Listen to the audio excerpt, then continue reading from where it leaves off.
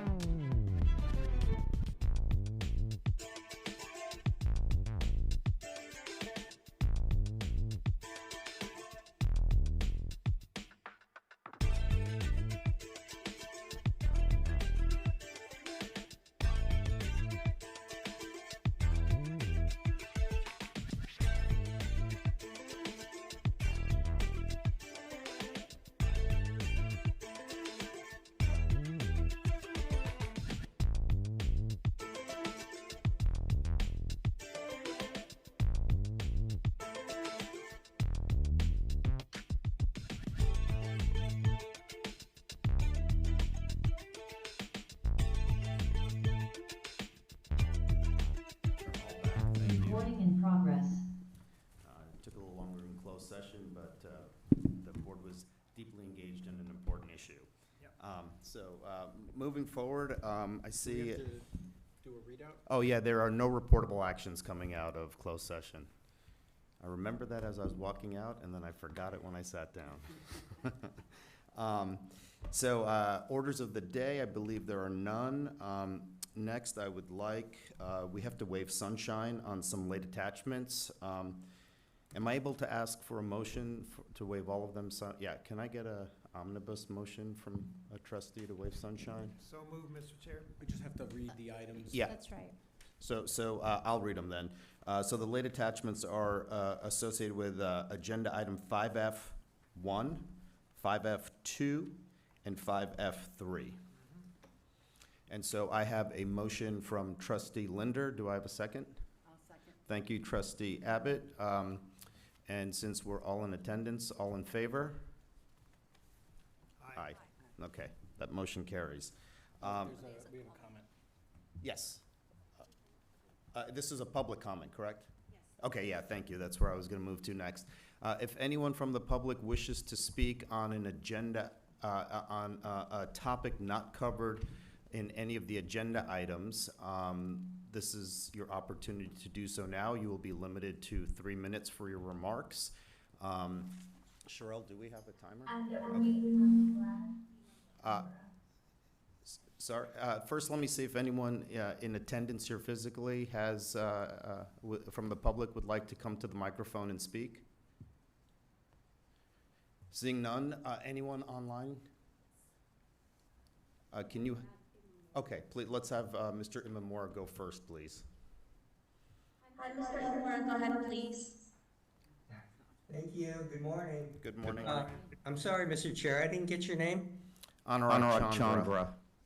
Oh, hi. How are you doing? So I guess you're filling in for Mr. Horowitz. Yes, Chair Horowitz is in an undisclosed location. Oh, okay. He's on vacation. All right. Well, thank you. Again, I want to welcome the newest board member, I guess the employee representative, Mr. Nakagawa, and hope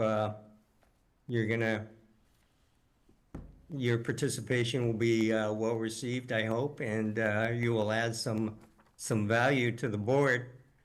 What I did want to mention was the fact that I understand that a majority of the board has just been coming back from a conference in Half Moon Bay, and those are really nice venues, I guess. And previously, I guess earlier that month, there was a conference at the Silverado Country Club.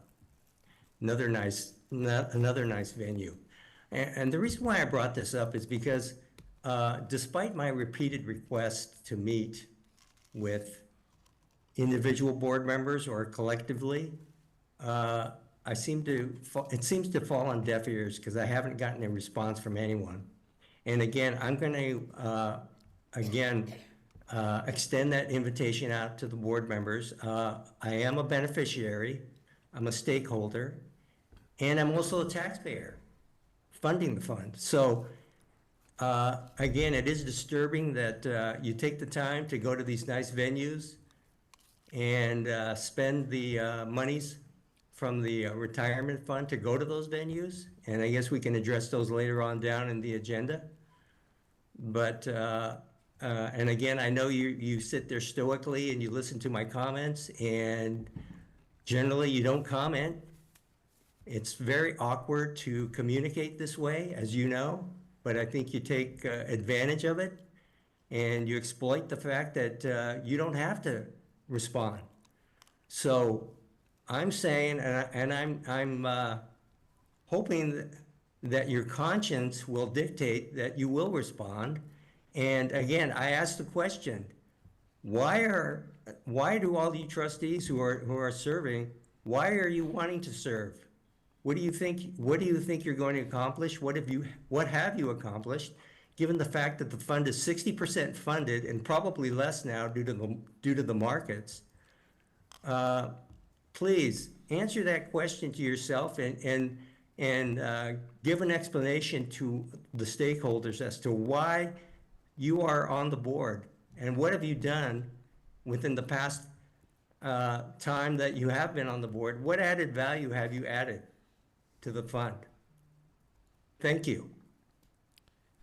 Thank you. Any other public comments? Sorry, just one. Okay, sorry, there are none? Okay, thank you. Okay, so with that, I'd like to move forward to the consent calendar, and are there any items that any board or staff would like to pull from the consent calendar for discussion? Any that anyone would like to comment on? If not, can I have a motion to approve the consent calendar, please? I'll move that we approve this consent. I have a motion from trustee Abbott, Second. second from trustee Linder. All those in favor? Aye. Okay, great. Yep. That move, carry on forward, and let's see, I have to see where we are. Okay, yes, death and survivorship notifications, I'd like a moment of silence, please, for those who have served the city ably and have passed.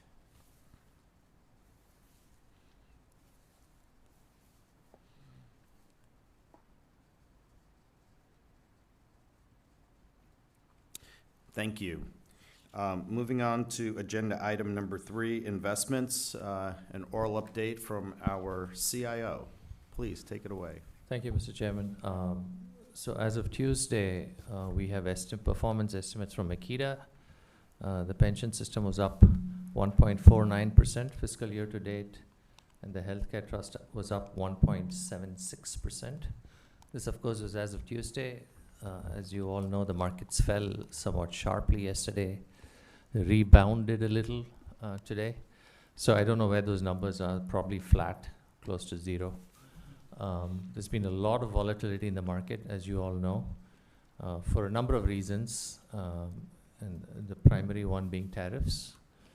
And I did write a note on the impact of tariffs, which I hope you all got a couple of weeks ago. And it's tough. I mean, the S&P is down somewhere like 13 or 13%, I believe, from its peak. So we are not quite in a bear market, though we did intraday get close to it before the president actually put a pause on tariffs, and then the market rebounded sharply. Yesterday, Chairman Powell spoke, and some of you must have seen that. And what he made clear was, at least for now, there's no Fed put. And so the Fed's not going to intervene as it stands. And that might change. We may have a deterioration in the economy. And if that's the case, I'm sure the Fed will intervene at some point. But for now, there's a lot of uncertainty in the market. We don't have a clear tariff policy. Tariffs by themselves may not be bad, depending on the level of tariffs and how they communicated and how they implemented. But I think the market's reacting to just a lack of clarity on policy. Do we have tariffs? Do we not have tariffs? What's the level? You know, there's a level one day it's 125%, the other day it's 10%. So I think the market doesn't like uncertainty. So I think as far as we are concerned, we are long-term investors, and I've repeatedly mentioned this. We are one of the few pools of capital that have the luxury of investing for 50 to 100 years. And so we have the ability to stomach some of this volatility. Of course, it's painful when our returns are below the discount rate. But we have to look at it from a long-term point of view. It's very hard to time the market. It's very hard to pick the top and the bottom. But for now, I would counsel patience. And if there is a further deterioration in the market, I did send out a note to both board chairs and IC chairs a couple of weeks ago when it seemed like we were going to hit a bear market, that we should be ready to convene an emergency board meeting if needed to take action. And the positive side of this is great disruption and great volatility provides tremendous opportunity, and you don't get those opportunities very often to buy assets on the cheap. So if you like something that's worth $100, and if it's now worth $70, all else being equal, you should like it that much more. But fortunately for us, and unfortunately for most retail investors, at precisely the wrong time, they sell their stocks. And when it actually is at $70, they now think about, oh, is it going to go down to $50? Let me keep the 70, and they sell stocks. And that's when long-term capital like us can intervene and buy those assets on the cheap. Anyway, that's with that, I'm happy to take any questions. Any questions? I just have a comment. I read an article saying a bear market might be coming, basically, and they talked about what kind of a bear it is, whether it's a black bear where you have to fight, whether it's a brown bear and you want to hide, or whether it's a white bear and you're dead. And, I think that, what is very uncertain for us is that we don't know what kind of a bear market might be ahead of us. So it's really good to have someone with your expertise helping us keep an eye on that. Thank you. I appreciate that, and I appreciate the support of the board too. And if we need to move quickly, I know the board's usually very supportive of that. Yeah. Thank you. Mr. Chair, I think it'll be more interesting for Prabhu and John when they come and meet with the retirees in June. Hopefully everything will have rebounded by then. Yeah. Yeah. Yeah, I mean, like I said, we're long-term investors, right? So there will be years when we fall short of the discount rate, but there will be years when we do well. Yeah. But as long as we keep our focus on the long term, I think that's what's going to help us. Yeah.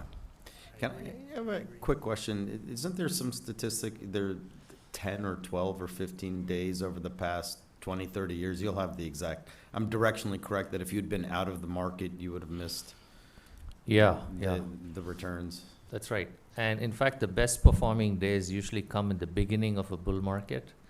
And you don't know that you're in the beginning of a bull market, right? You don't know if it's a false bounce back up Yeah. or not.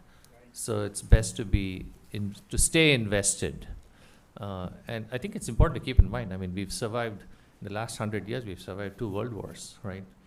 And we've survived many terrible things, the great financial crisis, we survived COVID. Yeah. We've survived all kinds of things. And now, the question in my mind is there a regime shift here with tariffs, right? Which can be pretty big if it happens. And that could be a game changer. But that's not to say that the market's not priced it in, right? And that's not to say it's all bad. It's just that if there's clarity on policy, supply chains will take a long time to adjust. So I'm hoping there's sound advice that's being provided to the White House. Terrific. Thanks. With that, moving on to new business, an oral update from our CIO. Please take it away, John. Good morning. I'm going to keep my comments a little briefer than normal because many of the items that I would brief you on are on today's agenda. For our accountant position, we've hired Ryan Hollaby. He started on Monday.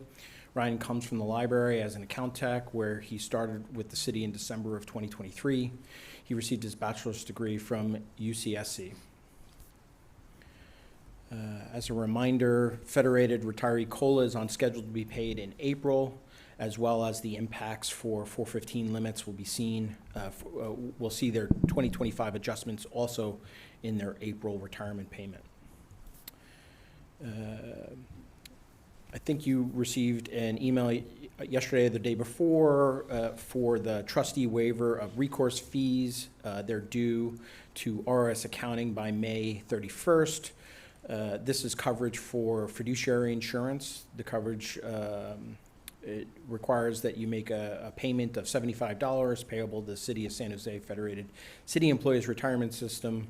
If you have any questions, you can coordinate with me or directly with Benji.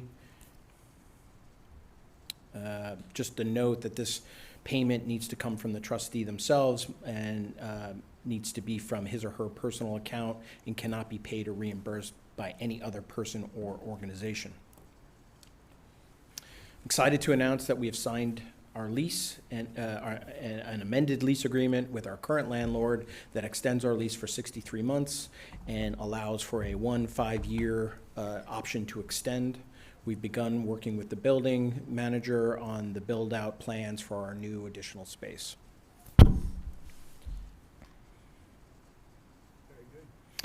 Yes, plenty of time. We signed it with plenty of time.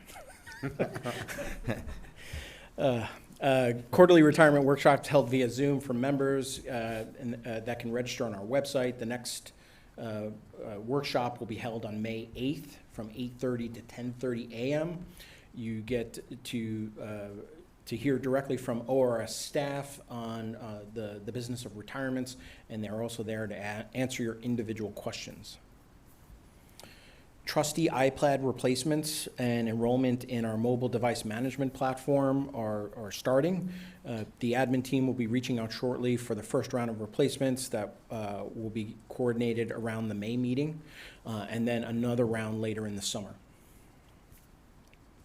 Bill Holmark, Barbara, and I presented our pension and OPEB valuation report to the City Council on April 8th. To less fanfare than I would have expected, being that we had the third largest market drop 2 days before that meeting. We were prepared to answer the tough questions, but I think the stronger, the longer mindset for our investments prevailed. So. Next Retirement Connections newsletter is distributed in April to retirees and members. This will be our last newsletter that will be defaulted to paper distribution. The summer edition will default to digital, but of course, we will allow members to opt into paper distribution if they choose. ORS offices will be closed on May 26th for Memorial Day. With that, I'll take any questions. Any questions from trustees for the CEO?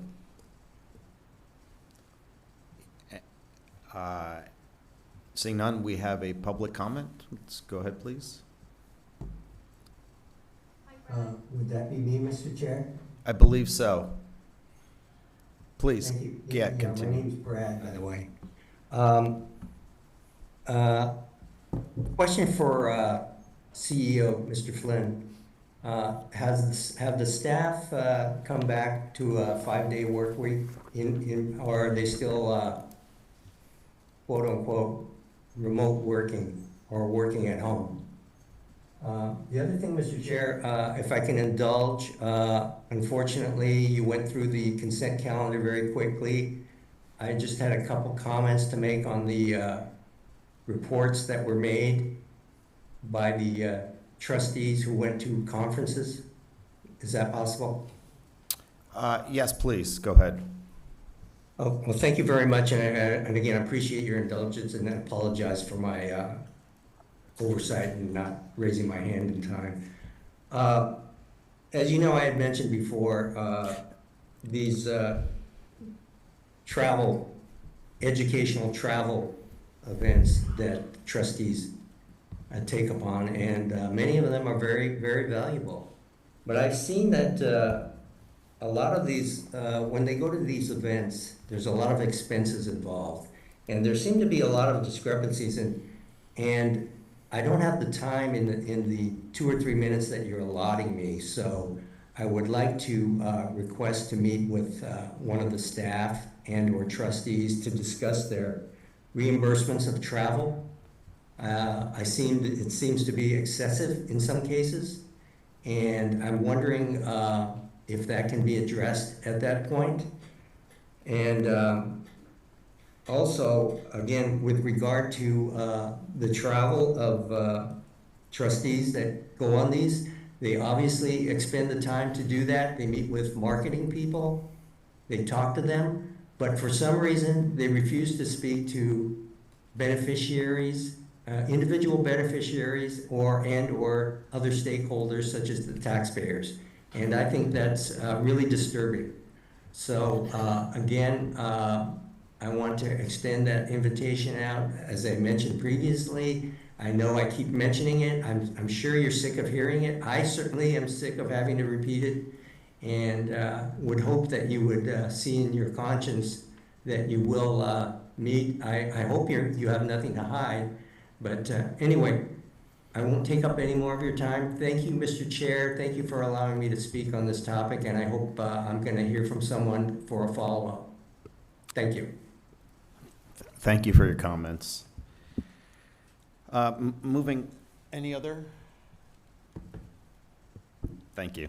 Okay, great. Then we will move on to agenda item 5B, an oral update from the Honorable Vice Mayor. Thank you. Thank you. It's actually been a busy week for me. We've been hosting 21 representatives from our sister city, Okayama. 12 of them were city council members, so I've been spending time with them and took them to a Sharks game last night. It was a lot of fun. They'd never been to a Sharks game, and they truly enjoyed ourselves, and the Sharks were very generous in how they greeted the Japanese and took care of our Okayama guests. We have a sister city relationship with Okayama for 68 years. This is the third sister city relationship in the country, and we will turn 70 in 2 years and then have a big delegation go over to Japan at that time too. It's quite exciting. One of my roles as a council member is also I serve as the director for the Sister Cities program, so I just wanted to share with you the impact of that. And economically, the Japanese spent a lot of money at SAP last night buying all their swag, so good for them. Just a quick budget update. We are in budget season right now, and we will have study sessions in May that really dig deep on the budget and the various departments within the city. Those are very informative as they break apart each different department, and I think John will be there for his portion to talk about the retirement services. But if you're interested in going further in the budget, those study sessions are really helpful. We are facing a deficit, as I've reported before, although the deficit is improving this year, not so next year, but we are very concerned about some funds that we receive from the federal government in relation to grants, various grants that are held up that we've been approved with, and we're not sure whether the funds will come in, or that we're waiting for approval on in various areas. So we're very concerned about the impact of the federal government on grants, as many of our counterparts are in the country. John, you did a great job with your presentation last week, I guess it was. It wasn't because the city council depends on the two trustees or the two liaisons to ask the questions. So Councilmember Casey is the police and fire liaison, and I'm the liaison here. And as always, I ask about the unfunded liability because I think it's important for council to understand the impact on the general fund and remind them that comes off the top of the general fund and the funds we're able to allocate. So it's important to remind them of that all the time, and it's not that they're not interested. They certainly are. They know the impact. It's just, I think, sometimes they don't know what questions to ask. It's a complicated subject. So I will leave it at that, but Prabhu, I have a question. May I get that impact of tariffs email that you sent out? That would be really helpful. Sorry, what's The email that The you letter you sent out to the trustees on the impact Oh, of yes, no, of tariffs? course, If I I will. could have that, Yep. that would really be helpful, because we're concerned about that at the city level as well. Thank you. Be happy to. Yeah, that's it for me. Oh, thank you very much, Vice Mayor. So I think we're going to get into the meat and heart of the agenda now. Item 5C, I'm going to let the CEO tee this up for us. Sure. So 5C is the resolutions to set the contribution rate for the members for next year.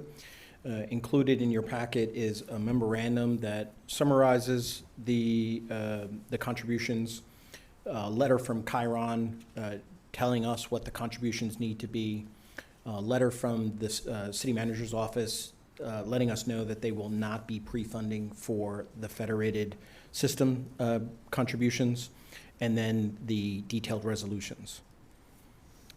This is something that's done annually once the evaluations are done and we receive word from the city whether or not they're going to pre-fund. I'll take any questions. Any discussion among trustees?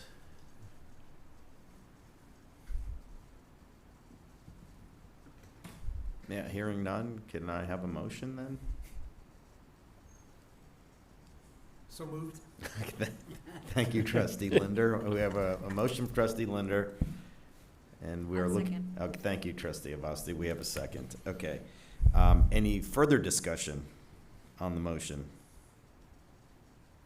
Okay, so we are going to vote on taking action on resolution number 9124, Federated Tier 1, and resolution number 9125, Federated Tier 2 contribution rates and amounts for fiscal year 2025-2026. All those in favor? Aye. Motion carries.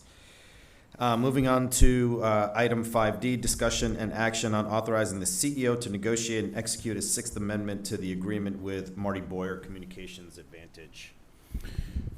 So this is a request to extend the current contract that we have in place with Marty Boyer. She's our communications consultant that we rely heavily on for the production of our quarterly newsletter, as well as any other communication advice that we may need throughout the year. This has been a long contract, as you can see from the memo. Barbara and I discussed heavily whether or not we should do a fresh procurement for the end of this contract. But as I have mentioned a few times, I'm hoping that we're going to go through a strategic planning process this year. And typically one of the pillars of a pension fund strategic plan is communications.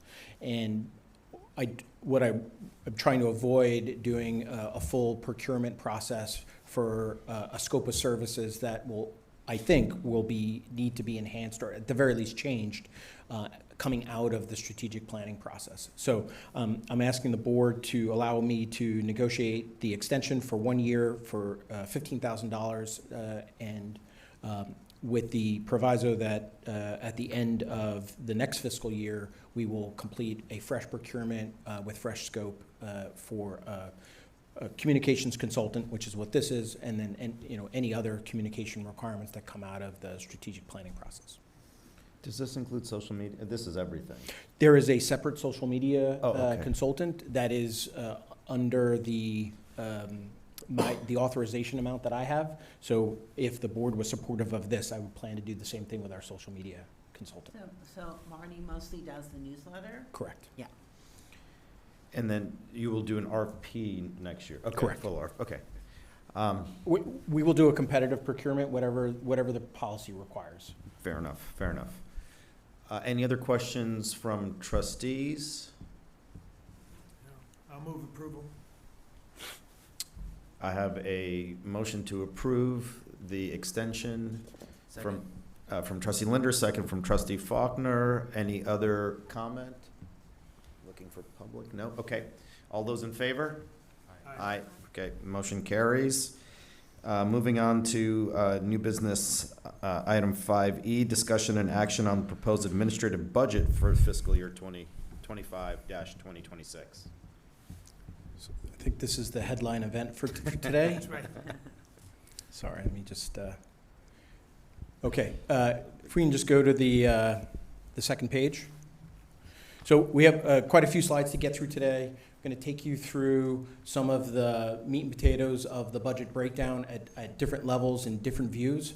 Then we are going to go into the different high-level categories and focus on all of the changes that make up the budget. And then we're going to finish up with doing some comparisons to other California-based plans. And I'm going to give you some of my commentary on why some of them are better. Some of the comparisons are better than others.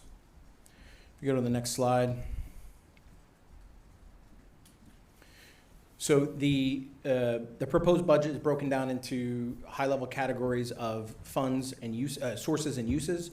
We started to do this breakdown based on auditor recommendation that the budgets that the boards approve are in alignment with how the budget is submitted to the city, which requires these sources of funds and uses of funds. So we have, generally we have three sources of fund. We have city contributions, we have participant contributions, and then we have investment income. The uses of the funds are for the benefit and health care for our members, as well as the administrative expenses that cost to run ORS. Next slide. The high-level categories that the board approves the budget for are personnel services. For 50% of the Officer Retirement Services direct labor costs include salary and benefits based on the city's labor report. So we get a report from the city that breaks down the personnel costs for our staff. And we split that 50-50, except for investment staff, which are split based on market valuation. And it's a 40% Fed and a 60% police and fire. As you can imagine, there were some questions on police and fire, why they burden a higher amount of the percentage. And the current budgeting policy was set that for investment staff, that it's based on the market value of the funds at the last valuation point, and it was very close to 60-40. Non-personnel equipment, this is overhead costs such as rent, supplies, and equipment. Professional services, this makes up one of the larger categories of the non-personnel services. This is for all of our non-investment professional services, actuarial, legal, IT, any of our professional consulting services. And then lastly, medical services. These are the services that we use to rely on to support our disability process. Just to note that the investment professional services, consultants, investment manager fees and capitalized costs are not included in any of the numbers that you're seeing today. They are represented in our APR in some separate sections and can be reviewed there. The fees associated with our investment program are also done separately, and I think they're included in the APR as well as a separate presentation that comes to the board and to City Council. All right, next slide. This is just a graphical depiction of the sources of the funds. You know, you can see that the city contributions as compared to the participant contributions, that's the blue and the red. And then our investment income, you can see over the past 4 years has provided significant tailwinds where, in fiscal year 21-22 was a little bit of a headwind for us. All right, next slide. The uses of the funds, you can see that the majority of the funds are used to pay for our pension benefits and our health benefits, and the green bar on the top is the administrative expenses that for Federated. All right, next slide. We get into some of the numbers. So this is a high-level view of the budget and the categories. We're gonna, in the next few slides, we're gonna go through each category, and we can see the actual components that are making up the changes that you're seeing here. At a high level, what you're seeing is a proposed budget that is a 1.58% increase, which represents $115,000 over the 24-25 adopted budget. So it's a very modest increase as compared to inflation and cost of living. But you can see that we had some savings in personnel and non-personnel equipment, but then had a significant increase in professional services. And we're going to go through that in a little bit more detail in the next few slides. So if we go to the next slide, personnel services analysis. You can see that we have a proposed budget that is a reduction of approximately $130,000. This is represented by the removal of an overstrength position in our benefits division. Now that we're better staffed, fully staffed, we can eliminate that position. We do have some anticipated retirements in the coming year, so the funding for temporary services are not zero. They're not represented here, but this is just a reduction now that we're more fully staffed. Secondly, the removal of the CEO overstrength position as part of the transition of me coming on board, as well as savings in the compensation for the new CEO as compared to the old CEO.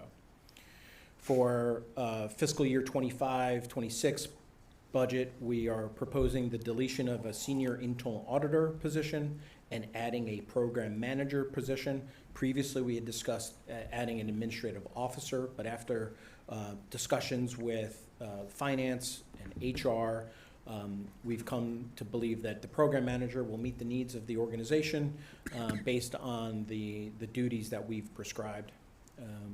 We're also continuing an overstrength position for 12 months for our admin staff specialists. That's the team that you know and love at every board meeting over here on the right. And also continuing the funding for a 50% cybersecurity IT specialist that is not part of our department, it's part of ITD, but we fund 50% of that. And then, again, just a reminder that generally the FTEs are 50-50 between the two boards, except for investment staff, where it's 40% for Federated. If you go to the next slide, you can see the general impact on the organizational chart for the deletion and the add. Can you elaborate on the role of that program manager a bit? Oh, of course. So the program manager is really going to be responsible for centralized administration for policy creation, oversight, and development. They are also going to be responsible for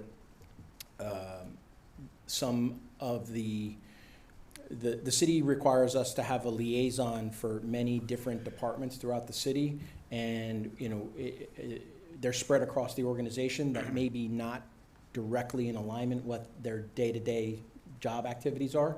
We're going to centralize that also under this person. So as an example, this person will act as our HR liaison.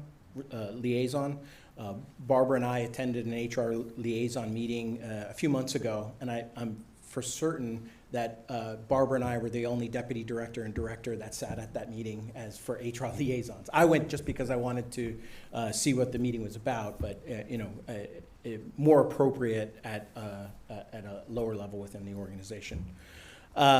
This person will be responsible for the oversight of the audits. So they'll be the point person for whether they're internal or external audits. While we're deleting a senior internal auditor position, there is a recommendation in the next few slides where we're going to procure internal audit services from an external company.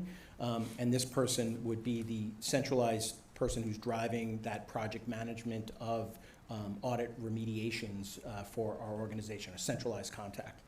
Also centralized for contact for contract management and compliance. Right now contracts are managed based on the division that owns the contract, and one department might do it slightly different than one team in the organization might do it differently than another team in the organization. So we're going to centralize that into this position as well. Big position. It is a big position. We fought hard for it to be an administrative manager, but I'm happy to get agreement that program manager, which is it's not a senior manager, it's a middle manager within the city classification structure, and I think that'll be important. I just want to make a comment. I remember that as we were talking about audit things in the past, that one of the issues that we had is that there, like all these other things that this person's going to do, were somebody else's side job to do, and it just sometimes wasn't getting done because of bandwidth. And I think this is a really great move for us to have it centralized in one person, someone for whom it's their primary responsibility to really make sure that we're looking at audit and compliance and policies and all of that. Yeah, I think it makes sense to have, when you're a smaller organization, you grow into it, but I think a more efficient organization, as you hit certain sizes, it makes sense to have more certain things that are centralized versus adding a responsibility onto Benji's sitting here, so I apologize, adding another responsibility onto Benji's shoulders. Meanwhile, she had a full-time job yesterday, but now I've got to add an additional responsibility. And eventually, things start to get split so finely that there are just things that don't get the focus that they should. Okay, if we go to the next slide. So non-personnel services, we had a reduction of approximately $24,000 from last year's budget. This is made up of a bunch of different things. One is a reallocation. So this is not a savings. We reallocated $123,000 in pension administration costs from non-personnel services to professional services. We think it's better aligned there. Non-personnel and equipment, that tends to be where we do a lot of our IT budgeting, but this is really moved from an IT budgeting to professional services. So there's no savings there, it's just a movement of the cost. We are anticipating some reduction in postage and printing as we move from paper-based communications to electronic communications across the newsletter, as well as some of our more operational tasks. And we will be looking for further opportunity to default to digital communications going forward.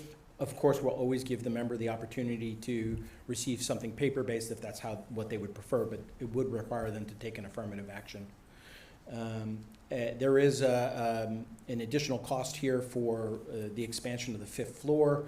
While we do have tenant improvements as part of our lease agreement, there are components that would not be included in that, such as furniture and cubicles and sundry items that would not be permanent to the space.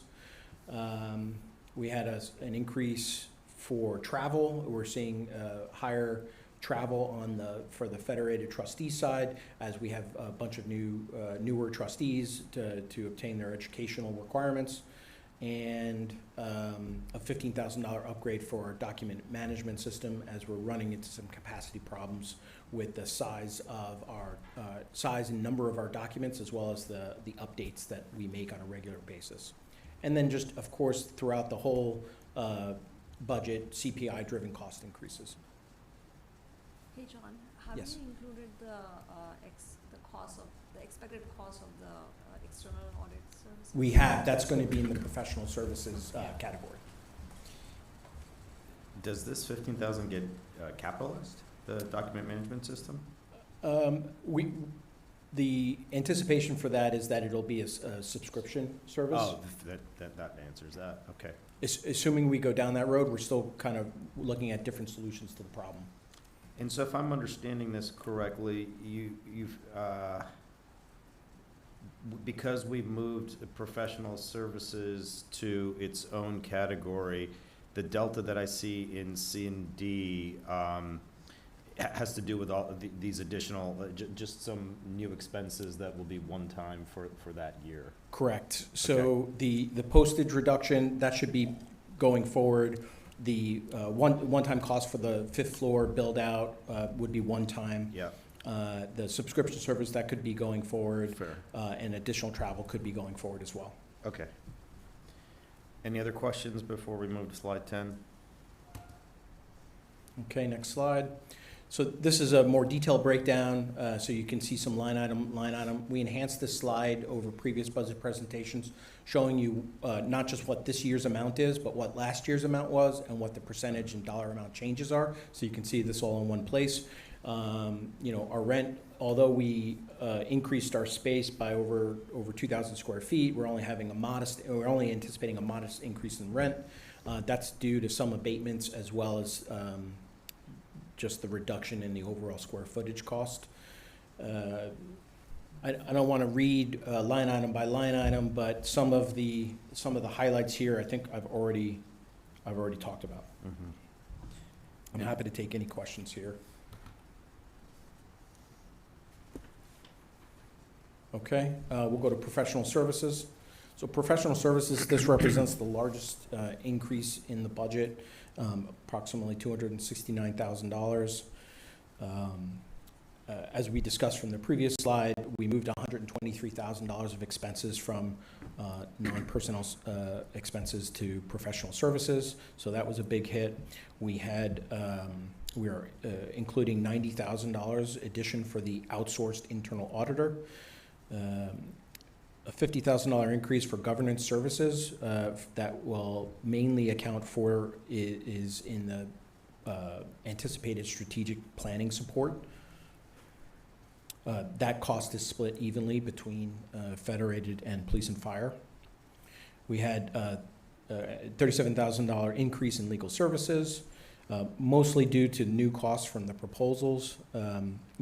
Generally, we had some longer-term contracts, not just with our legal service provider, but all of our professional services, and we had a lot of them that went through RFP in a competitive process this year. And because those contracts were so long, we're seeing some greater than CPI increases in some of our professional services because we went through such an intense period of inflation over the past 5 years. But the professional service providers, they can only catch up their rates when we renew contracts. I'll point out that we have CEM benchmarking. It's that in the $29,000 line. CEM benchmarking is a national pension fund benchmarking provider that takes data from pension funds all across the United States, a questionnaire of maybe 100 very detailed questions that help me, help you to see how we better compare apples to other pension funds. So for an annual service, they work with us to compile our data.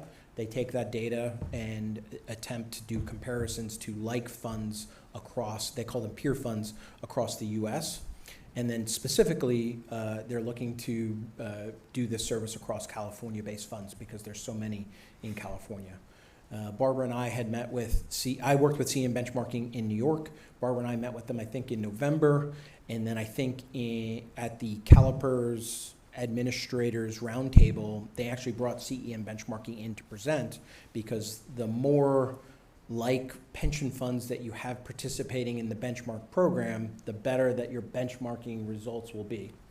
So the only thing I think this is very important, but the only thing I'll say is it's a multi-year process because while we may have some of the data that will be required to do this benchmarking, some of it we either don't currently produce. It's there, but we don't produce it, so it would require some enhancements to some of our systems, or some of it may be data that we don't currently track.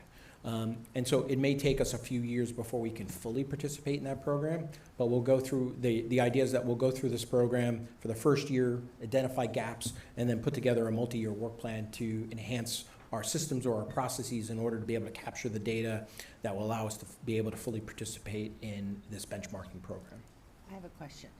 I know that you've got some comparisons for how we compare to other pension plans in this presentation. How are we currently capturing that information? Because this sounds like this is different than what we're doing now. Or is this sort of additional, a better level of information? This would be a significantly more granular level of detail. You know, when we show those slides at the end, there's no discerning, is this a really large pension fund or a really small pension fund? Okay. Does this pension fund administer their own healthcare benefits or not? Do they have a full investment team like we have, or do they mainly focus on consultants? Do they provide their own HR services? Do they provide their own IT services? Do they have a call center? Don't have a call center? You know, so some of it will be best practice based. You know, does ORS offer best practice services to its membership? And then some of it will be performance based. You know, how quickly are we answering member phone calls? That's a great statistic to know, but you have to capture that data in some way, in some meaningful way that's repeatable. And so working with our phone provider to be able to get the reports that are required to be able to participate, that's the piece that may take a little bit longer time. We know how many people retire every year. We know the number, the slides you're gonna see at the end are very high level, right? Yeah. How many members do we have? How do we compare based on our assets under management? How does our budget compare to like funds based on basis points or maybe the number of members?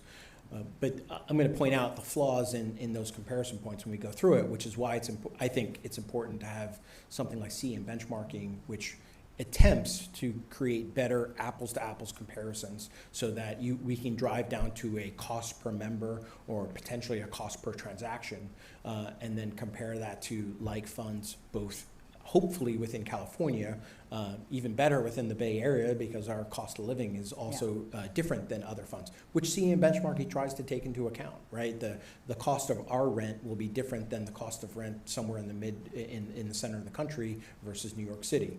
And so, trying to really get down to an apples to apples comparison is the goal there. And I actually think, Debbie, it was you last year who said, how do we know the size of the staff is the right size? Well, this is going to help drive to some of that versus relying on just the administrative staff's feedback and recommendations.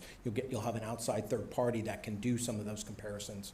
And I think some of the staff are excited by it, but this benchmarking can cut both ways. It can help both solidify an argument that we should provide this service, or we need another staff member in this area, or it could show that you're overstaffed in a specific area, and then maybe we can then focus on, well, here are the 5 data elements that they use to determine that. Which one of those 5 data elements are we out of the normal range, so that we can focus and try to figure out is there an operational problem there that we can solve.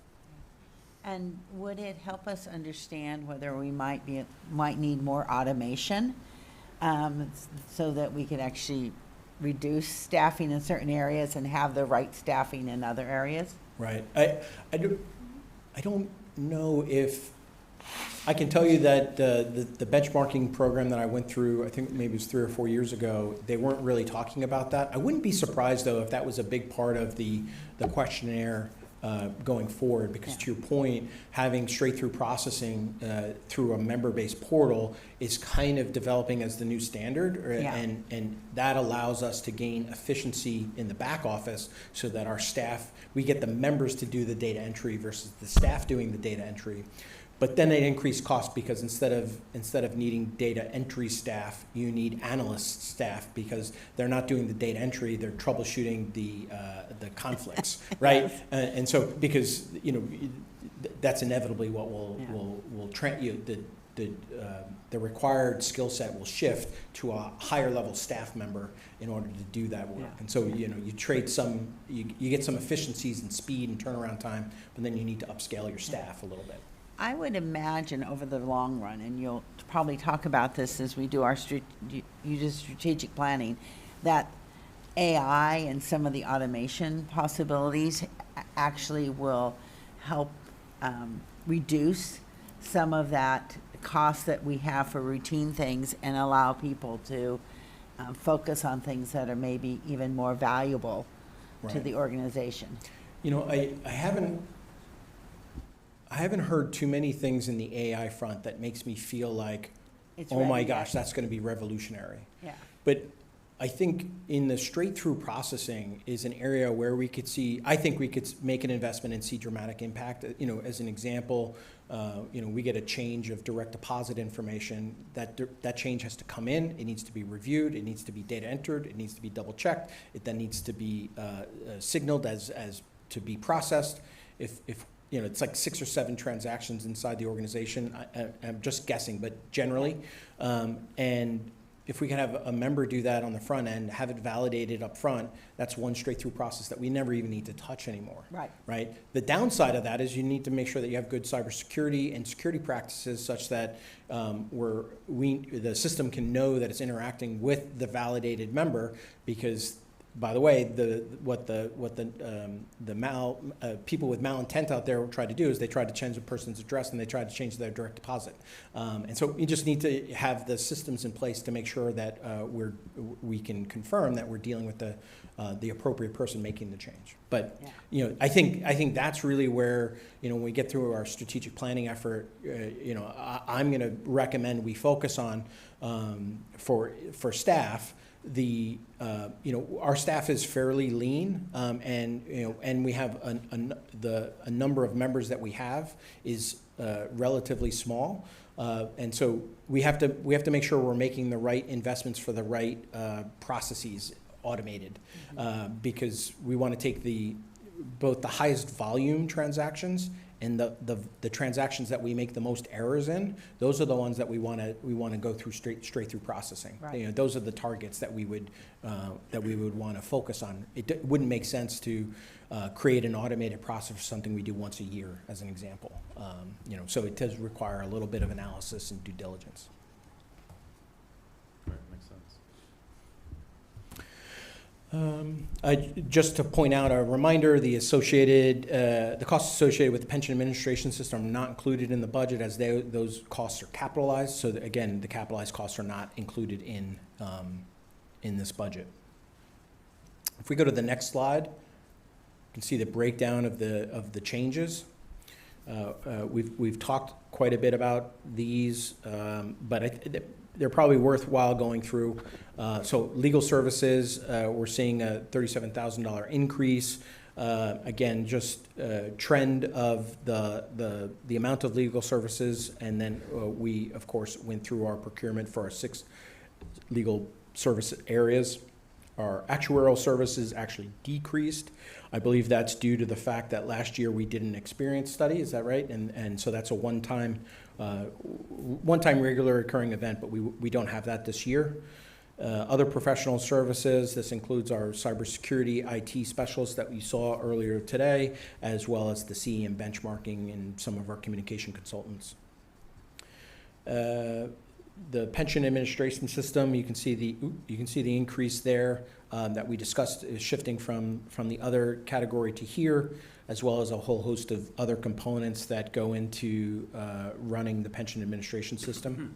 You can see a reduction in our temp agency, as I had mentioned. As we were fully staffed, we were able to reduce that, not to zero, because we do anticipate some retirements, and we also have some temporary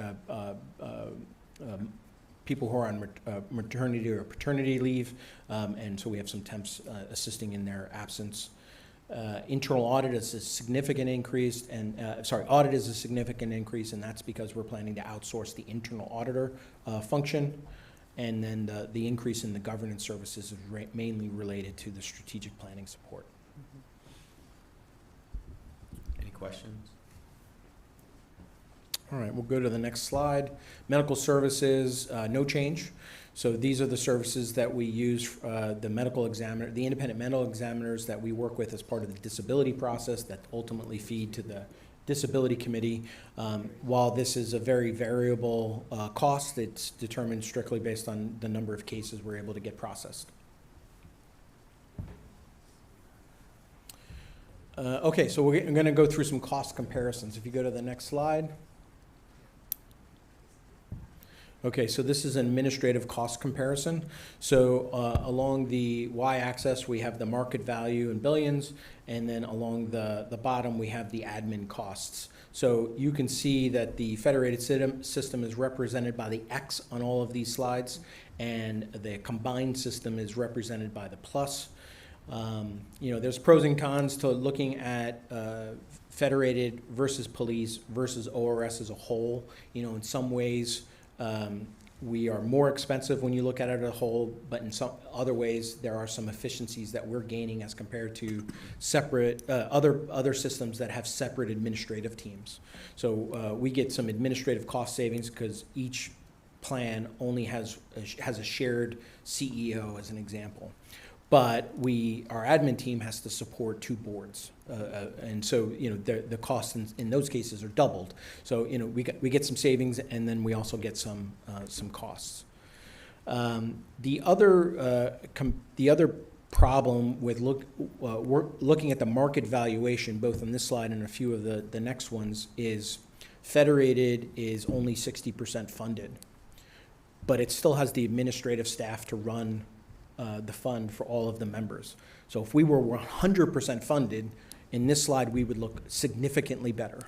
But because we're only 60% funded, it makes it look worse, having nothing to do with the efficiency of the staff or the efficiency of the administrative budget that we propose. So that's why police and fire is slightly ahead of Federated, even though we're the same staff servicing different sets of memberships, but they're ahead because they're slightly better funded than Federated.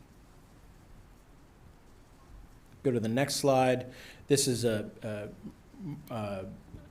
administrative cost in basis points. So again, you have the value of the assets on the y-axis and the administrative cost in basis points on the x-axis, and you can see Federated is towards the right of the systems here. Again, that is a direct correlation to them being to us being less funded than, say, police and fire. You know, Federated here is 20 basis points. The administrative cost is 20 basis points of the assets under management.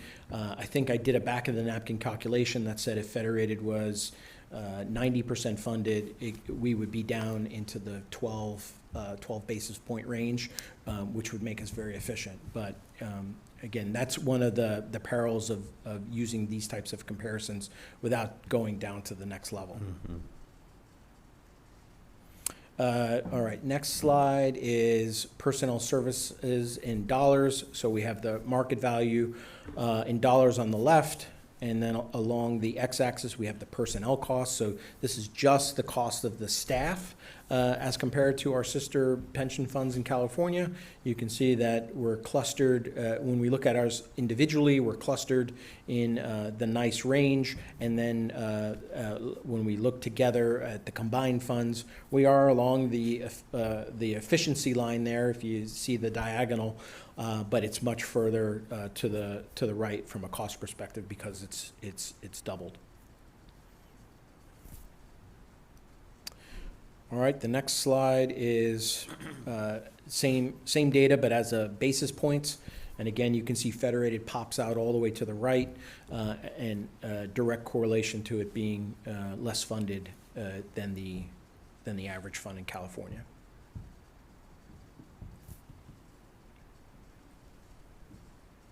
Okay, membership count.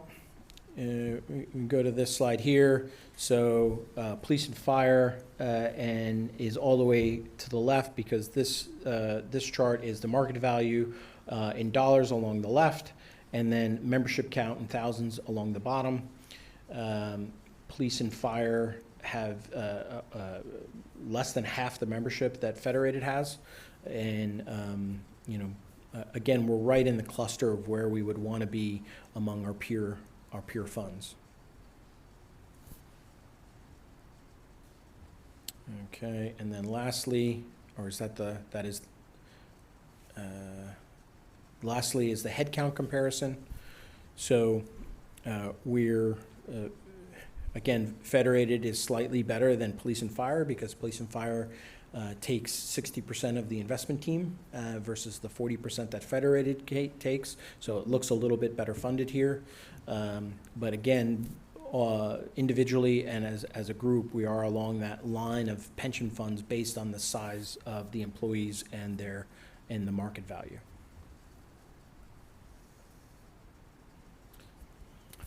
I think that's the last slide. So I'm happy to take any additional questions, comments. Any questions? I have a question, Yeah, please. I know that it's kind of, this has been the pattern for a long time, and I believe I know the answer to this, but my question is, since we have two separate systems and two separate boards, what if we combine them? Would we see any significant benefits by having one system that covered both police and fire and the city employees? Or would it just mean that you still have to, because there's different pay structures and retirement benefits and things like that, would it just mean longer meetings for everybody? Would that one board be made up of 16 board members? I don't know. I think, you know, the majority of the work is separate, right? So Yeah. if you're a police and fire member calling up for a benefits question, or a Federated member calling up for a benefits question, none of that's going to change dependent on the board structure. Depending on the size of the board, and I know each of you think we have 11 board meetings a year, but I can tell you the administrative staff know that we have 22 board meetings a year, which is a lot. And so, from the administrative of the board meeting and the board members themselves, that's an area that we would save. But other than that, it wouldn't be a meaningful impact in the largest components of our operation. It wouldn't change our investment program, I don't believe. I don't think it would change our benefits program. I'll invite Barbara or Benji to comment, but I don't see any other areas of efficiencies. Okay. Well, our consultants would only have to come once Yeah. instead of twice a month. We'd still have to produce 2 actuarial evaluation reports, right? Unless you're talking about combining the funds, but now you're getting into like legal aspects of the of the funds themselves. That's a different can of worms. Yeah. Trustee Faulkner, did you have a question? Yeah, just more of a holistic question here. We'll appreciate the overview. I think it's very clear here what's going on. But from your perspective, what are the biggest concerns of the budget because you obviously break this down all year long, and then you're now finalizing what this looks like and what you think the future has? What are the biggest gaps or concerns that you have, even though obviously you've asked for everything that you can keep everything afloat? Right. I took a moderate approach to the budget this year, still trying not to make any significant changes before we go through a process by, I keep talking about a strategic planning process. I think that should be the roadmap for where we want to go. Once I understand what not just the boards, but all the stakeholders' objectives look like in a 3 to 5 year window, then I can start to determine where do we make the next dollar investment, right? We did make one request this year, which was to add this centralized administrative person, and I think that is a piece that is missing. I think it was articulated as part of the last budget cycle, and I think now even I hope my outside eyes see the same thing, and that it will be able to be addressed by this particular budget process. But as far as investing for the future, I think the next big investment we need to do is create a strategic plan so that, my concern is that each board gets out of alignment. So the efficiencies that we do have is we have a single actuary, we have single sets of legal services. If the boards were to start to deviate from each other in some meaningful ways, it would duplicate work that has to happen. And so my goal is, if we are able to come up with a consistent strategic plan across both boards, we can set similar objectives or the same objectives. Then we know where we make our next investment. Okay. Trustee What is Avesta. the timeline for the strategy planning? Well, that's a good question. We're planning to meet, there's a line item on the agenda for later today where we're recommending Aon as our governance consultant. Assuming that is approved, we will have approvals from both boards, and Barbara and I will meet with the consultant to negotiate that contract and get that signed up. My hope is that it can be tied into the retreat that we are tentatively planning for September of this year. And it probably ends up being complete before the end of the calendar year. That would be my hope, so that it can then influence next year's budget process, as well as any. I imagine we may see some, also on today's agenda is in the discussion for the Joint Personnel Committee, we discussed the CEO and the CIO evaluation process for next year. We're not making any changes, but I do expect that as part of the strategic plan, as part of the new governance consultant coming on board, that we're going to see some changes in how the CEO and the CIO are evaluated, and that's based on setting annual goals, setting a work plan that gets put in place. So some of those will also change. So having that strategic plan in place by the end of this year will really allow us to feed into setting up for the next annual cycle. Yeah.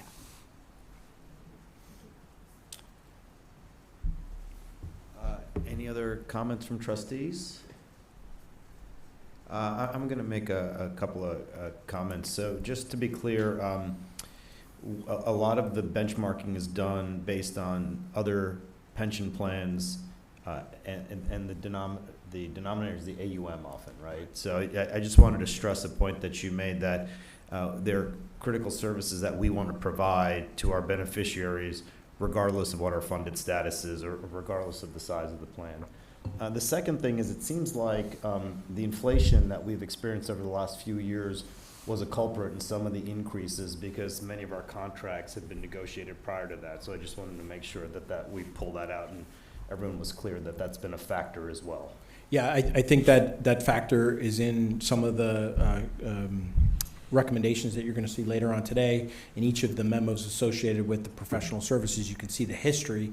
We try to lay it out so that you could see year over year, and whether it's a significant increase in the amount of services that we've been getting over the past few years, or I think what you're saying is also true, is that, you know, as we renegotiate these contracts, the hourly rates come in alignment with current rates, and the inflation that we've seen over the duration of the previous contract. You know, we're kind of seeing those updates now as we procure our three biggest professional services.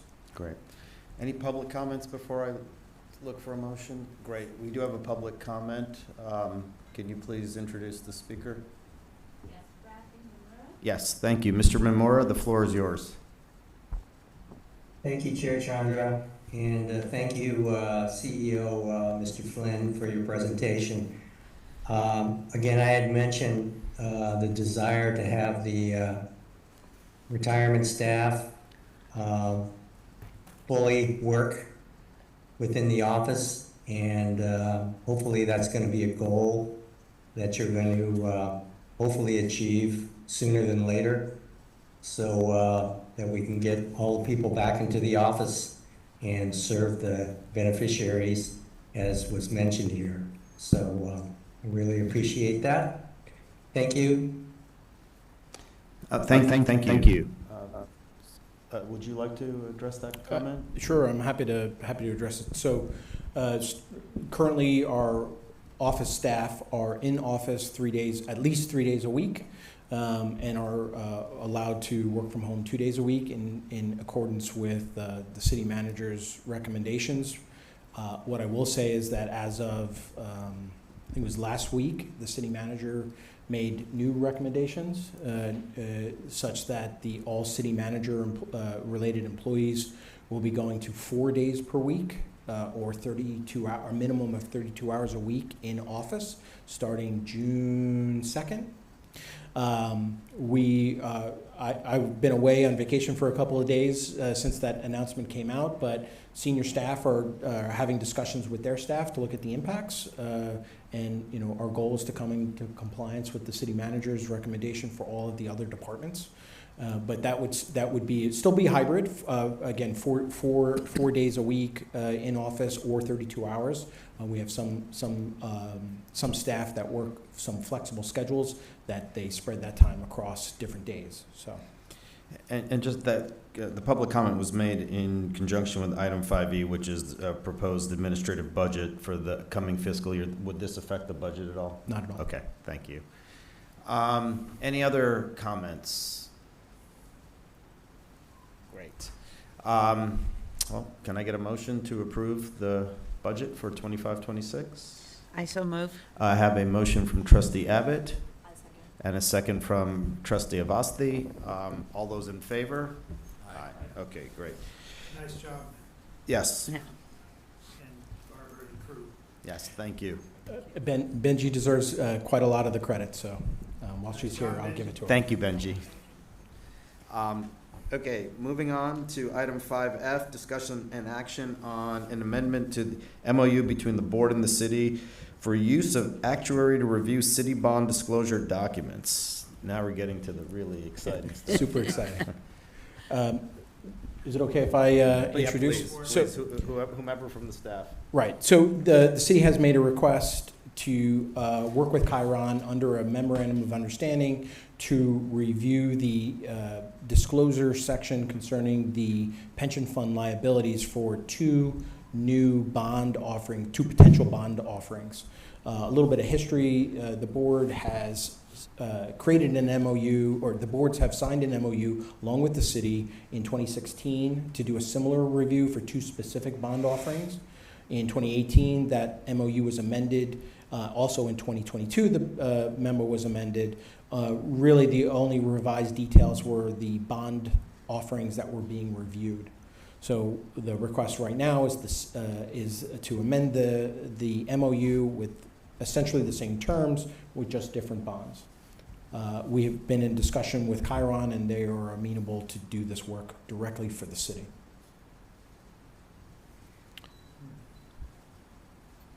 Any questions from trustees? It's pretty straightforward. Any questions or comments from the public? Hearing none, can I have a motion to approve this action, item 5F? I so will move. 5F. Okay. Okay, well, I will give trustee Linder the first, and I'll give trustee Abbott the second. Any other discussion? Okay, well, all those in favor? Aye. Okay. Item 5F carries. Oh, and that is the last. I thought we had more new business. Okay. They're just buried in the committees. No, that's true. They are. We've changed. Okay. So moving on to committee reports and recommendations. 6.1, I guess that's me, the investment committee. The investment committee last met on February 25th, and so we've reported out at least a couple of times since then.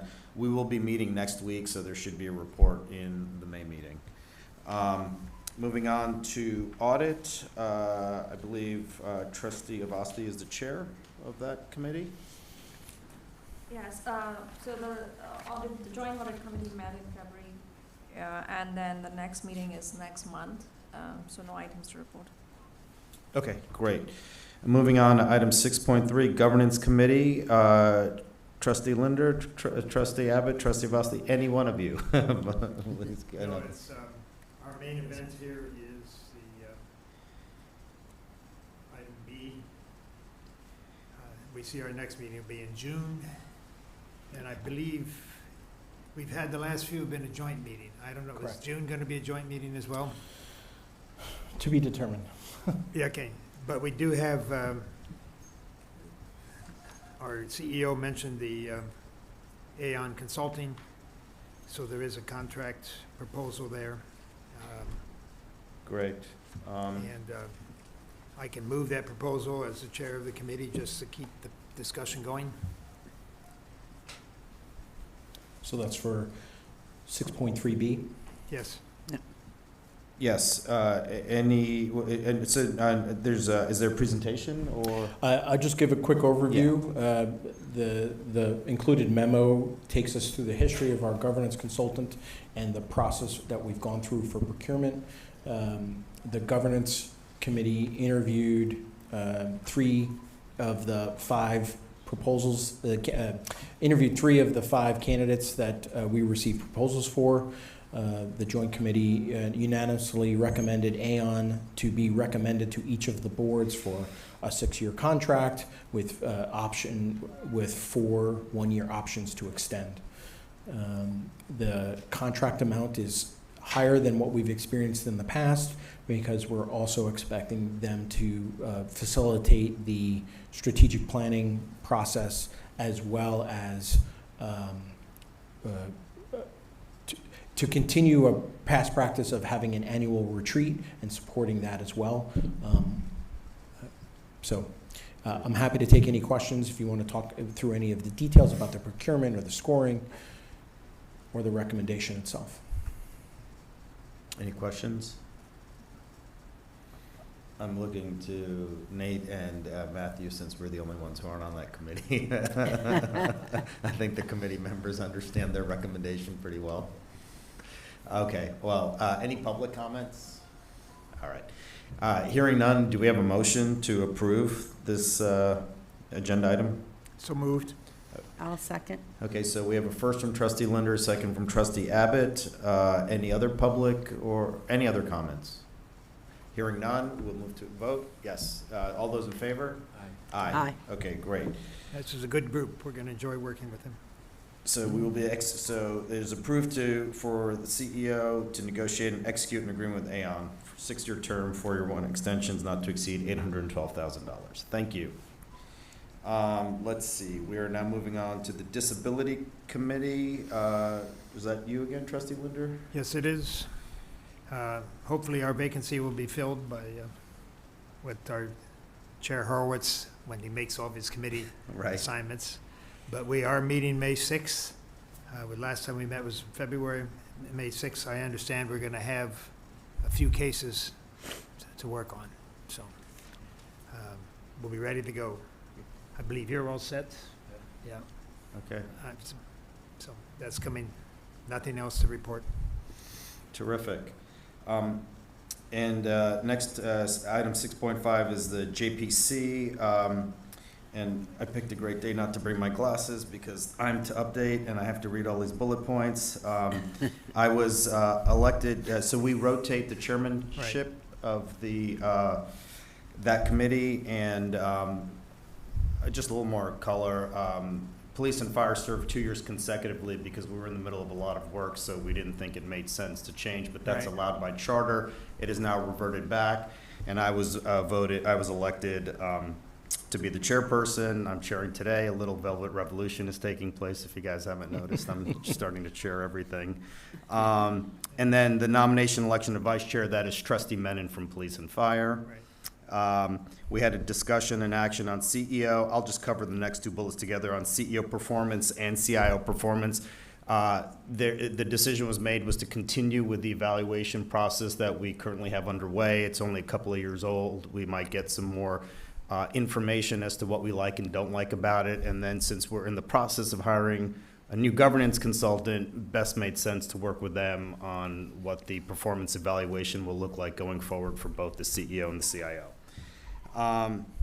And then we had some discussion and action on investment staff compensation, including discussion of timing and commencement of a compensation study, which we're about to discuss here as well. And I'm looking at the last item. Yes, and so we will be discussing this as well, which is the discussion around creating a new classification for an RS employee, specifically deputy director / deputy CIO. And deputy director conforms with the city's titling nomenclature, and deputy CIO would be a little bit more specific to the department. And there are a lot of attachments that go with that.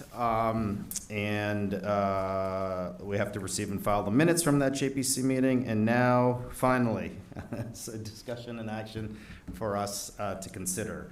The first is item 6.5C, a discussion and action on directing the CEO to request the creation of a new employment classification, a deputy director retirement / deputy chief investment officer. Mark, would you be comfortable sort of explaining some of the thinking around that, or do you want me to keep going? You're good. I think and I think John can help me figure this out too, but the way I understand it is to kind of make the titles in alignment with other city departments.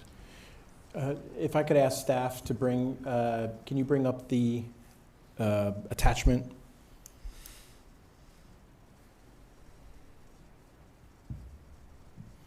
So while they're bringing that up,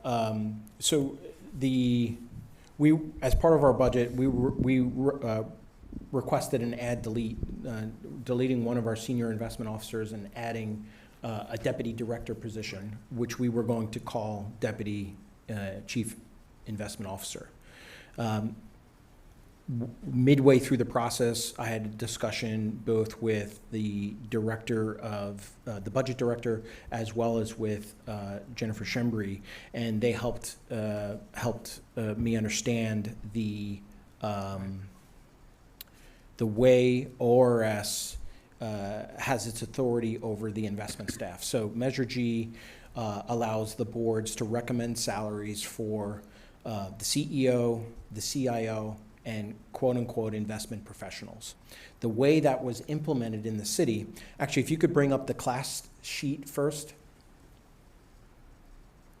You can see here that there are many, that's good, many classifications. These are just general classifications in the city. You can see a few of them have the word retirement in there. So if you go 1, 2, 3, 4 down, you see retirement investment officer, senior, unclassified.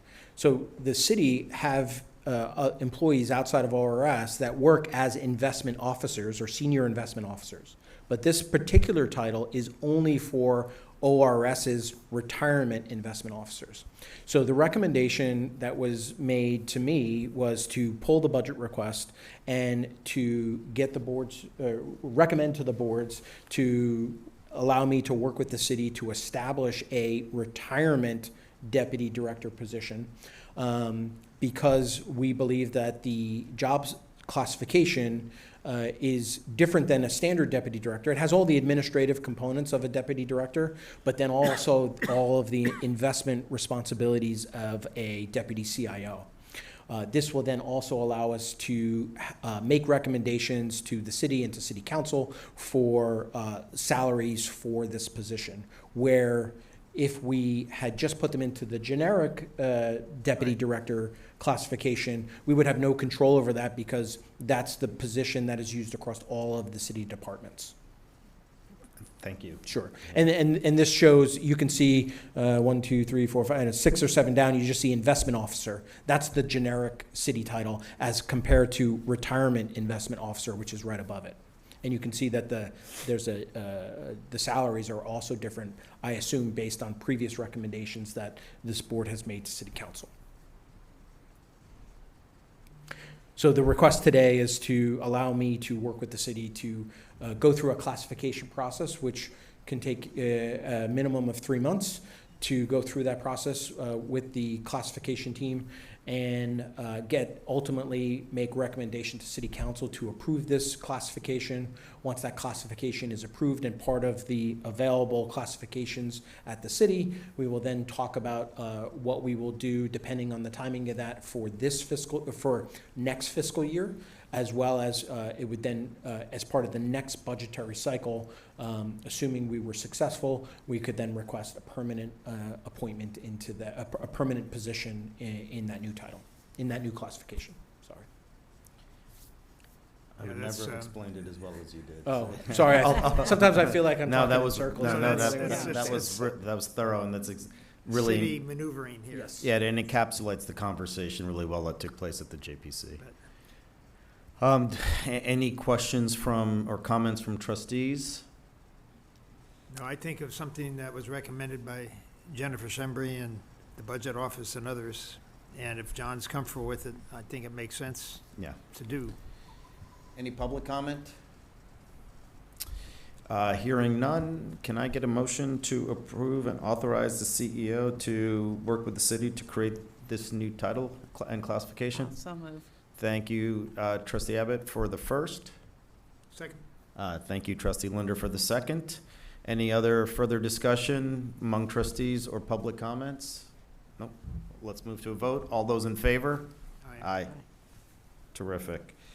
The next action item is to direct the CEO to commence an updated compensation study for all current and proposed retirement staff classifications exclusive of the CIO. So real quickly, I think it's time for us to update that. It's an aged survey.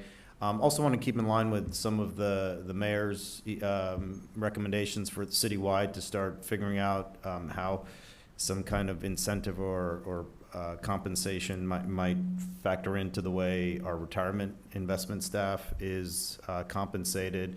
And just more broadly, just want to see where the market is right now for our retirement investment staff professionals.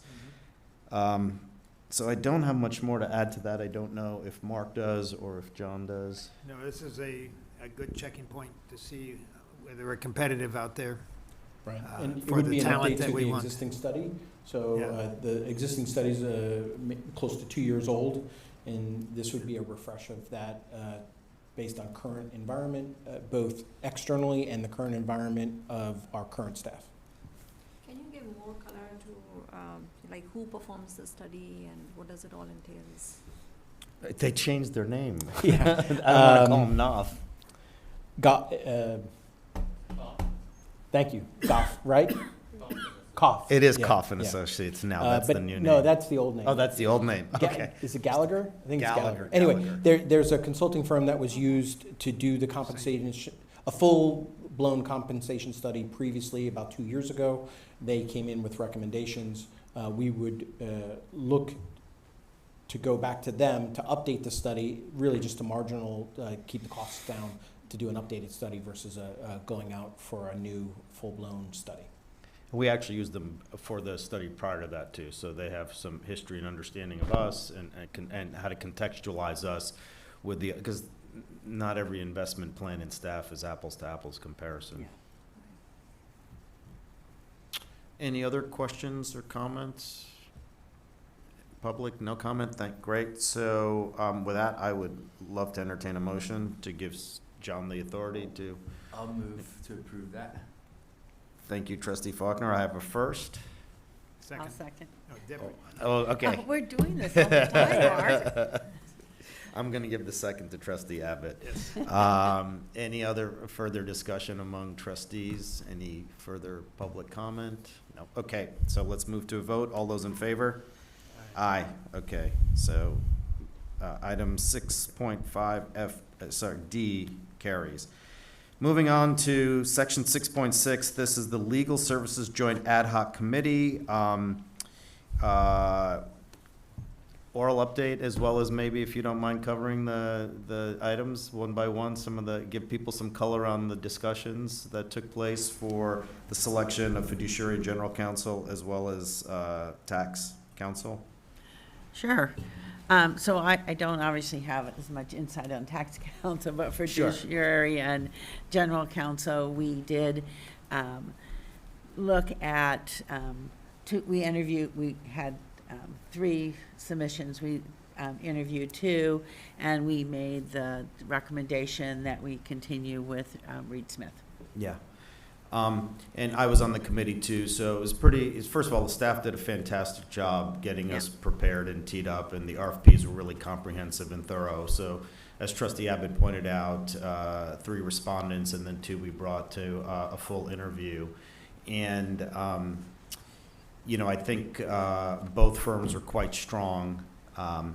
There was one partner at the firm we did not select who was quite impressive. The person that they would have tasked with our board, it would have been their first time, and we were a little bit nervous about being a first. Also, interestingly, the specific attorney whom they said would be on our account is actually their investment attorney, so that was strange too. So. We've had a great experience with our existing counsel. One thing that we really appreciated is that it is a team effort, and for the benefit of the Federated plan, we have an attorney from Reed Smith who has been a civil servant in a municipality, which we thought was really a nice bonus. And the police and fire representative was a public safety employee previously before becoming an attorney. So that was a nice cherry on the sundae for both plans. And any other thoughts or comments? You were involved a little bit, John. Yeah, another thing that the committee recognized was Reed Smith recognized the maturity of our organization, and that there's a potential that we might be ready to have our own in-house general counsel, and that they would be supportive of a transition process during the lifetime of this contract. Yeah, absolutely. Any comments or questions from the trustees not on the Legal Joint Ad Hoc Committee? Any questions from the public? I will entertain a motion. I move that we accept this recommendation. Great. I need a second. I have a first from Trustee. Second. I have a second from Trustee Linder. Any other further discussion on this item? Public comment? Okay, hearing none, we will move to a vote. All those in favor? Aye. Terrific. Okay, that carries. Congratulations, Reed Smith. Let's see here. I'm really struggling with my eyes. We are now on tax. 6.6C. Yeah, Yeah. 6.6C, and I'm going to keep asking you to tee it up for us, Trustee Abbott. So I think that John would be the best to talk about that because this is really work that was done by the staff in Yeah. terms of their recommendations, so. Sure. They essentially made a recommendation to us. Yes, exactly. Correct. The recommendation to the ad hoc committee was to let staff do the interviews for all of the legal services that submitted for tax counsel.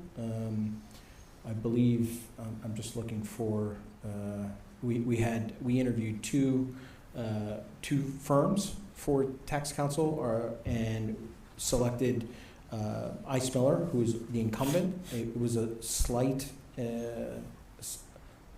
scoring advantage to Ice Miller. We actually had some internal debates concerning the selection, but ultimately made recommendation for Ice Miller to the ad hoc committee based on our experiences with them and the overall proposal. Any questions or comments from trustees? Any public comment? Then can I have a motion to approve? Sorry, I've already moved on to the next item. Ice Miller as tax counsel. I so move. I have a first from Trustee Abbott. I have a second from Trustee Faulkner. Any other comments? Public?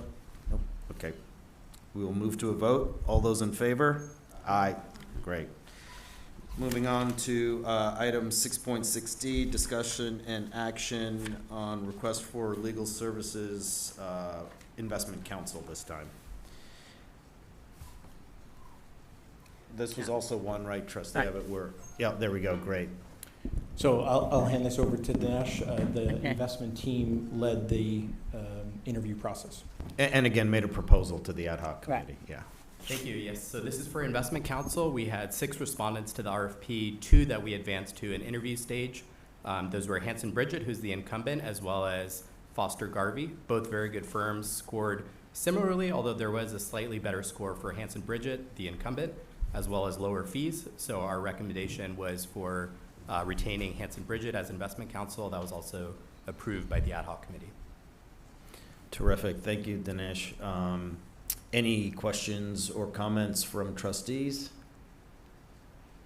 Public? Great. Can I have a motion? I'll move. Thank you, Trustee Abbott. We have a first from Trustee Abbott, Second. and we have a second from Trustee Linder. Again, any comment or questions on the motion? Public? Makes sense. Okay, terrific. With that, I am going to move to vote. All those in favor? Aye. Okay, so the motion carries. And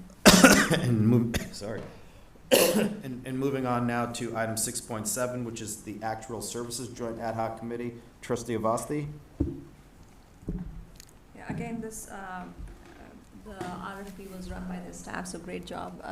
Yeah. And we have Chiron as a recommendation from the staff to be selected for the actuarial services. And I also cover 6.7C, that's for actuarial audit services. We have, the recommendation is for Milliman. It was pretty close with the current incumbent Siegel, but I believe when the staff reviewed the cost, that was also one of the reasons for Milliman being slightly overweight as compared to our current incumbent. Anything, John, would you like to add? No, I would just point out that Chiron was selected because of their significant score advantage over the other 4 candidates. The remaining 4 were very close, and those 4 were brought in for the next agenda item, which is the audit services, for actuarial audit services. So let's break those apart. Though, any comments, questions, discussion on item 6.7.b from the trustees? Any public comment? Looks good. Okay. Can I have a motion to approve, authorize the CO to negotiate and execute a term with our incumbent actuarial firm, Chiron? Also move. Oh, thank you. So we have a first from trustee Abbott, I'll second. a second from trustee Avasti. Any other discussion? Any other public comment? Hearing none, we'll move to a vote. All those in favor? Aye. Okay.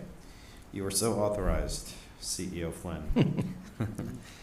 So now, moving on to 6.7C, there was a little bit of discussion. Any further discussion, comments, questions from trustees? Anything from the public? No? Okay, then we are ready to entertain a motion. So moved, Mr. Chair.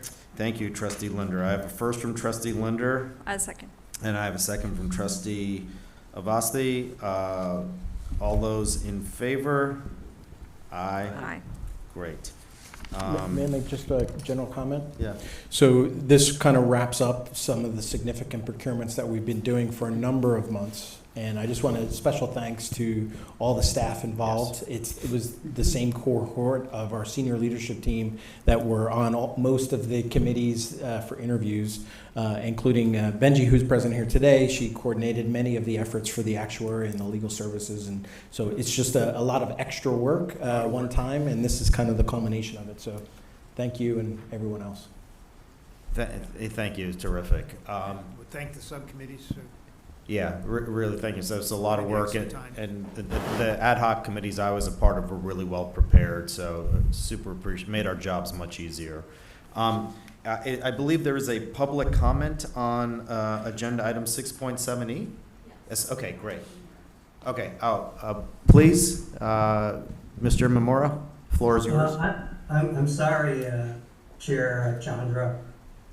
I raised my hand earlier. I wish to speak on item number 7, so excuse me for that. Okay. That's where we are. Yep. In fact, please go ahead and speak on item 7. Oh, okay. Thank you, Of Chair course. Chandra. And I neglected to mention before or earlier, I think it was in the consent calendar, on the reports when the trustees come back from their conferences or trainings, they give a short, brief report. I just wanted to highlight Trustee Abbott's report. I thought her report was very good. I think she attended at Pension Bridge, and there was a lot of thought that I got out of it and that she put into the report. So I just wanted to highlight that. And as opposed to, and I won't mention any names of a trustee out of courtesy, but as opposed to another report that mentioned something about don't do dinners outside if it is a cold night. I don't know what that has to do with the significance of the training or the conference they attended, but anyway, appreciated Trustee Abbott's report. Anyway, real quick, my suggestion going forward when you approve these trainings, and of course, you have a new trustee, Trustee Nakagawa, you know your learning curve is going to be very steep. So I imagine the staff has gotten together some trainings for you, and I hope they do that. But, and I noticed that the trustee has already requested to go to a conference back east, and I kind of wonder what the value of that is. So in the future, just as a recommendation, when trustees or staff or any make requests to attend trainings or conferences, that they give a brief reason why they should be attending the conference and what sort of value it would be to the fund and to the beneficiaries as to them going to that conference, rather than just rubber stamping the approval to go to the conference and then coming back and giving a brief synopsis of it. So just a suggestion, and again, thank you for allowing me to indicate that and make that recommendation to the board. Thank you, Mr. Chair. Thank you, Mr. Remora. Well, the trustees can see items, let's see here, I lost where we are. So we've got the, So the conferences. yeah, there's some good ones that for our new trustee, there's some good ones here that definitely help you come up the curve. Okay, with that, any proposed agenda items for next month's meeting? I have a question on the proposed agenda items. I believe we discussed the delegation of authority for venture capital some time back, and there was a discussion item on, we discussed about a cap on the venture capital, and that was, I was expecting that will come back as a proposed agenda item. Do you recall? Yeah, so there was not specifically a cap on venture capital, but I recall there's been a discussion in the Police and Fire Investment Committee, yet to be fully discussed by the Federated Investment Committee, but I have been invited to a joint ad hoc investment committee meeting to talk about general investment policy statement changes. We haven't updated that in 7-8 years, so it's long overdue. So that work is being done, and that will be coming before the board. That specific item you're referring to might have affected a venture capital investment in police and fire, but it was more broadly sort of concentration limits to any one manager. Right, I believe you discussed about that one person concentration limit, and I was. That's it, that's the issue. That's supposed to come back to the board, or is it going to be clubbed with the item that? Yeah, Mr. I mean, Chairman we're doing a comprehensive review of the Okay. IPS, so it will, I'm hoping to bring it to the board in May. Okay, Thanks. all right, thank Yeah. you. Good memory. Okay, and no other proposed agenda items? Okay, with that, we're adjourned. Thank you, everybody. Thank you. Thank you, Mr. Chair.